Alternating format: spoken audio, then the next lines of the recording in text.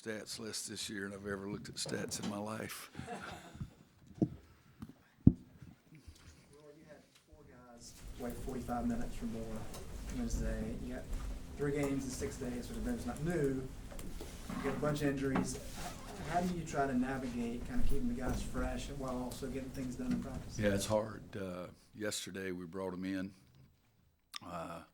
spent 30 minutes on the court, didn't even tape, and showed them the clips that we'd picked out from the Virginia Tech game, and then spent a lot of time in recovery with Doug and Jonas, our trainer, and our strength conditioning coach. They spent more time with them than we did on the court by, I think it was an hour with them, 30 minutes on the court.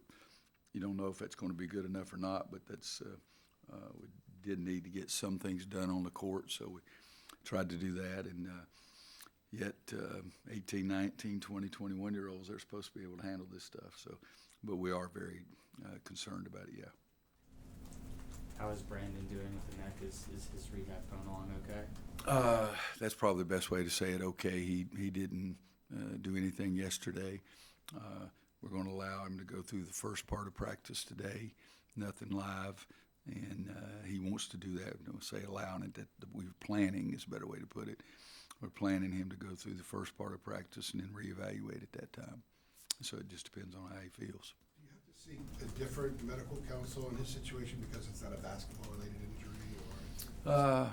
I think they've already done that. I don't do it, but I mean, I think they've already reached out and gotten some other opinions. And you know, the thing is, he felt so much better before we played Pittsburgh, but he got hit. It's one of the plays, you got hit in the back of the neck, not in the back of the head, but got in the back of the neck, and it tightened up, and it's been bothering him more since. So we didn't even take him to Virginia Tech. So what I just said, we just have to wait and see. But I think they've already counseled with other people. Anything new on Cole's situation? No. Garrison looked absolutely devastated at the end of the Virginia Tech game. I mean, even by the standards right now, I mean, he just looked like almost inconsolable. What do you do with a player like that who has given his all, and then, you know, is in that? How do you try to get him built back up? You know, you can try a lot of different things, and sometimes they work, sometimes they don't. And I talked to him about we got to bounce back and prepare for the next game, do everything we possibly can for the next game.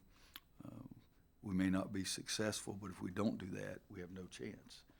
And so I attacked it with that. And then just told him, you know, I appreciated what he did, and then showed him the tape that I thought he could have done even more, you know, to try to challenge him. But no, I think in the locker room, a lot of guys were hurting, and I would agree with your assessment that it looked like it bothered him more. And as a coach, you appreciate that. I've told you guys many times that Jared Hash cared about. It hurt him when he lost more than any player I've ever coached. He came closer to feeling what we as coaches feel. And there's always been a great deal of extra respect there for the fact that I felt like that Jared gave me everything he had. And that's the way I felt after what Garrison did at Virginia Tech. Other than having more scoring opportunities since Cole's gone down, what is he doing differently that's helped him elevate his production? I think he's confident. He's worked hard to get better, and out of need or out of just the fact that I like the ball to go inside, we're trying to emphasize it more. And then, you know, if your shooting percentages aren't really good, then throw it to the guy whose shooting percentage is good. I mean, you know, I do talk to him about common sense a great deal, and sometimes it works, sometimes it doesn't. But I think it's something that he worked hard to improve, and he's showing people that he has improved, and that we have a tremendous need for somebody to step up, and I think he's trying to fill that.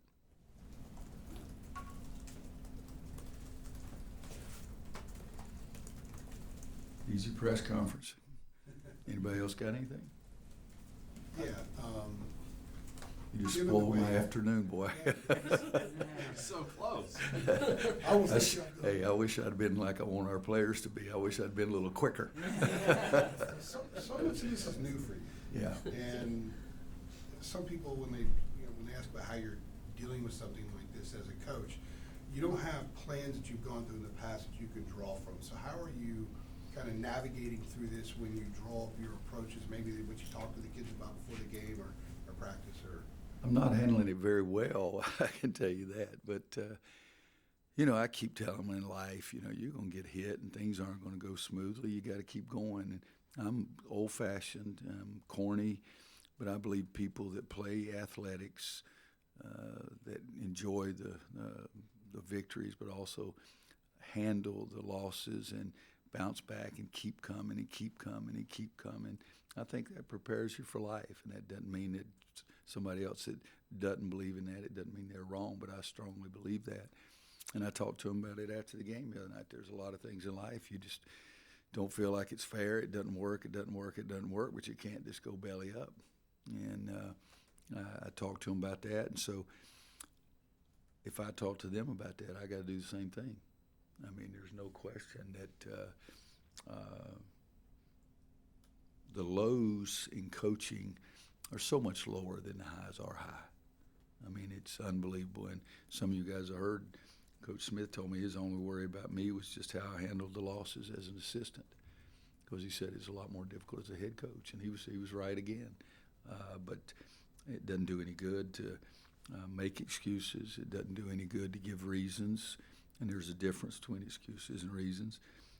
What you have to do is at 3 o'clock today, I'm going to go back out on the court, and I'm going to try to coach to the best of my ability. And there will never be a day that I will cheat those kids. And so that's the way you got to live your life. You just got to keep going and keep going. And practice, you got to get enthused about it. You got to go out there and think you can get better. We got home. I got in the car Wednesday night at 2:58 and went home and stayed up watching the tape till 6. And went to bed and slept great till 8:10. So I thought it was a hell of a night, that kind of thing. And tonight I'll watch a lot of tape. I'll watch the highlights of the golf tournament, and that's be about it. I haven't watched. I don't even think I've turned the TV on all week, and I've been watching tape and those kind of things. So, to me, it's just. I hope it'll always be uncharted waters. That I hope I don't go through this, or we go through it. It's not just me. But just try to do the best you can and go back out there. And I still remember Deion Thompson when we had all the problems, lost everybody in 2010, and then Tyler got hurt, and then Ed got hurt, and all this kind of stuff. And I asked my staff if they wanted to go to the NIT, and they said no, no, no, no, and no. And I asked my wife, and she said no. And so I called the AD and said, we're going. And it's my vote counted more than they did. And I'll never forget Deion Thompson saying it, regardless of how bad things were, that I kept coming out there and trying to make them believe that we could get better and working at it. And it meant just as much to me the last day of practice as it did the first. And I don't think that's the reason he put the tattoo of me on his leg or anything, but I told him he didn't have to go that far. But I told him he was a little silly at that. But it's, you got to just try to do the best you can do. Coach Smith used to say there's millions or millions of people in some foreign country that don't even know we played. And I am mad at Coach Smith right now, to be honest with you. He had this statement he told us 2 or 3 times, and I always disagreed with him. He said, around here we should have a really bad year about every 7 or 8 years and make people appreciate what we do the rest. I told him I disagreed. I didn't want to go through that crap, and crap is the best word I can give it right now. So it's one of the few times I disagree with Coach Smith, but I violently disagree with this. Roy, you talked about how at least your players think that you've mellowed over the years in terms of how hard you are on them in practice. Mm-hmm. Have you mellowed any with regard to what Coach Smith said with you taking losses so hard, or is that what really drives you?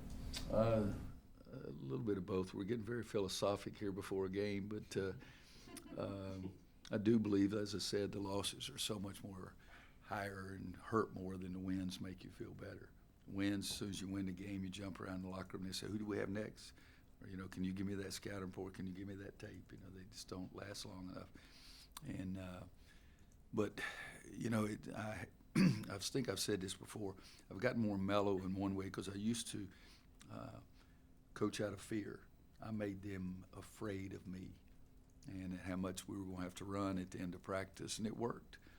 And as I've gotten older, I've tried to get them to care as much as I did and have that personal pride and do that more and try to coach do that way more. And that's the way they say that I've mellowed. Very few of them will, I don't know that anybody will say that I handle the losses any better.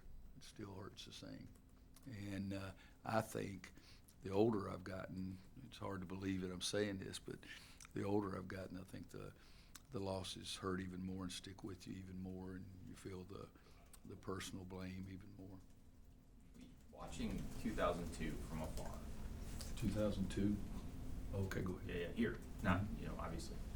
Do you remember kind of thinking, how did that ever, I mean, you're detached then, you decided to stay at Kansas, things are going on without you here, but do you remember at all what your kind of thoughts or emotions were watching that, like, and was there a part of you, because I would think this, that thought, well, that wouldn't be happening if I'd gone there? Well, you understand that when I stayed the very next year, they had a good year. Sure. Okay. And I had tremendous confidence in Matt, and I thought Matt would be here for the next 30 years. And I cared about North Carolina at that time dramatically deep and all that kind of stuff. But I never had those thoughts at all that wouldn't be happening if I were there. Never had that 1 second. I would call Matthew and talk to him, try to counsel him, understood what he was going through, and that was the extent of it. But at the same time, when I say that I cared dramatically, and whatever word I used, I mean greatly, I did. But also that was compartmentalized over here because I had my own team that I had to coach and worry about. And I think if you have, in my opinion, I've got my family and basketball team, and that's really all I care about. When the season's over, I like to tee it up with my buddies, as I said before, but old Roy can't do so many things other than those two. That seeing my grandsons and my little granddaughter now, those things I love, and believe it or not, going out there on the court and practicing every day, I love that. But I had enough to worry about my own plate. We were pretty good, but still I had enough to worry about my own plate.